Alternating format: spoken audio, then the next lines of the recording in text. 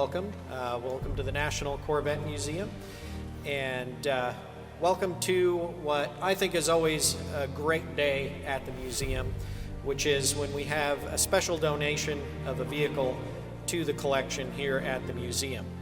And today we have Larry and Carol Watkins with us. And Larry and Carol are longtime members of the National Corvette Museum. And you know, it's donations like this that help us achieve our goals and our mission here at the museum. I had done a little research.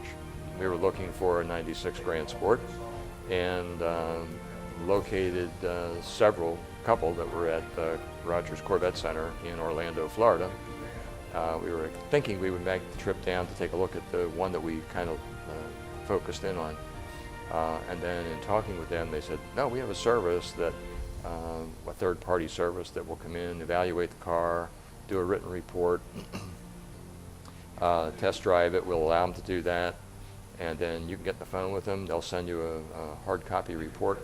So we avoided having to make a trip to Florida just to look at the car. And it probably was better because this guy was a professional and he knew exactly what he was doing and what to look for.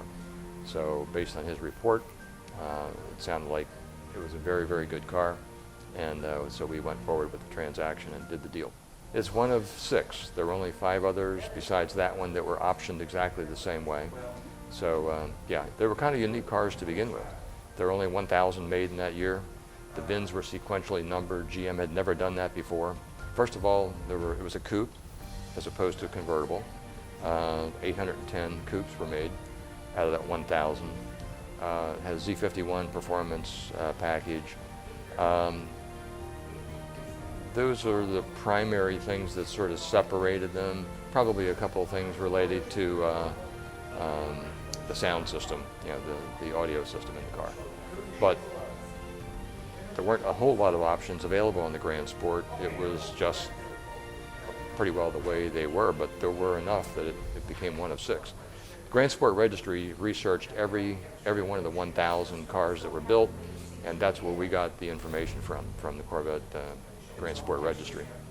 But the one year that we were getting lined up or staged for the award presentation on a Sunday, and a couple of young guys came up and were asking about the car, and really kind of at that point set the stage afterward. Anyway, they thanked us for bringing the car out to show it, and that kind of set the stage for us eventually making the donation to the museum. It was like, oh, they really appreciated seeing the car.